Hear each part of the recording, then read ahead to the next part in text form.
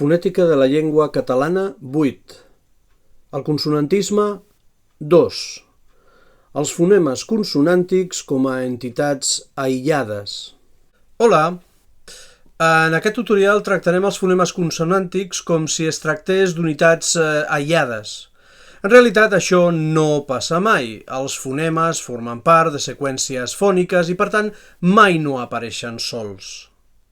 El que vull dir és que desvincularem els fonemes dels canvis que es produeixen en contacte amb altres sons, és a dir, dels canvis produïts per la fonètica sintàctica. Aquests canvis, que són molt variats, els estudiarem en tutorials posteriors. Potser fora molt més correcte dir que parlarem gairebé sempre dels fonemes en posició inicial de síl·laba, que és quan es mantenen més estables les seves característiques, diguem-ne, abstractes. Som-hi, doncs. Mirem-nos un cop més el quadre de fonemes consonàntics, tot i que, i precisament és això el que vull comentar, no tots els sons que apareixen en aquest quadre són fonemes, sinó que hi ha alguns al·lòfons. Aquests no els treballarem en aquest capítol. Quins sons no veurem en aquest tutorial? El so fricatiu labiodental sonor. Aquest so, que estudiarem amb altres fenòmens de fonètica sintàctica, no és tanmateix un al·lòfon a tot el domini lingüístic català.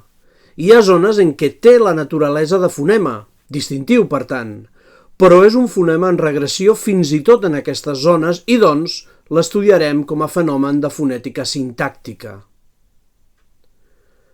El so nasal labiodental sonor i el so nasal velar sonor tampoc no són fonemes, sinó que són al·lòfons. Els tres sons aproximants aspirants, el so bilabial aproximant sonor, el so dental aproximant sonor i el so velar aproximant sonor, que també són al·lòfons. I finalment, els sons semivocàlics palatal i velar, que ja hem estudiat amb les vocals, encara que, recordem, no són vocals. Passem a estudiar els fonemes consonàntics en posició inicial de síl·laba quan són més estables. Això no obstant, si no hi tornem quan estudiem els fenòmens de fonètica sintàctica en futurs tutorials, això voldrà dir que no pateixen modificacions en altres posicions.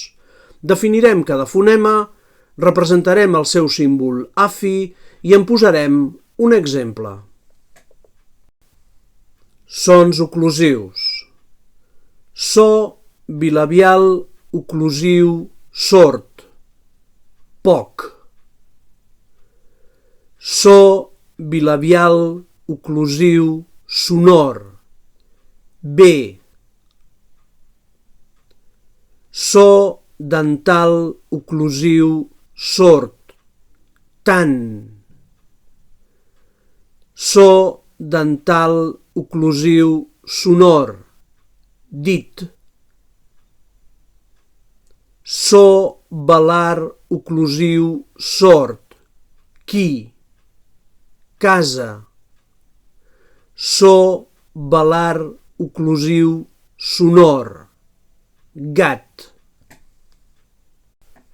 Sons fricatius. So labiodental fricatiu sord. Fora. So alveolar fricatiu sord. Sol, cel, passat. So alveolar fricatiu sonor.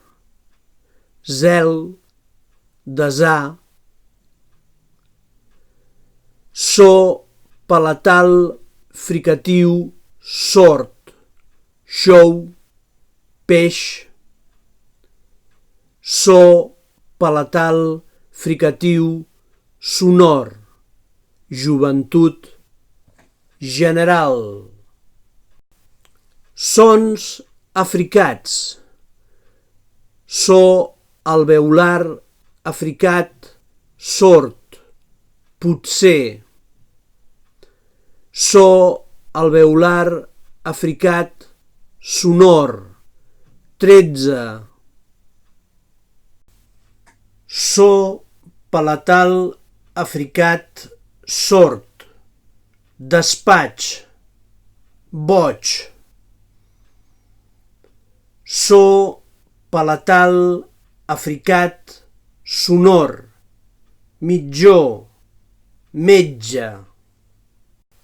Sons nasals. So bilabial nasal sonor mà. So dental nasal sonor no. So palatal nasal sonor nyap. Sons laterals. So alveolar lateral sonor les. So palatal lateral sonor llac. Sons ròtics, bategants i vibrants. Recordem que, tot i que el mode d'articulació stricto sensu seria ròtic, amb dos submodes, bategant i vibrant, preferim simplificar presentant dos modes d'articulació independents, el bategant i el vibrant.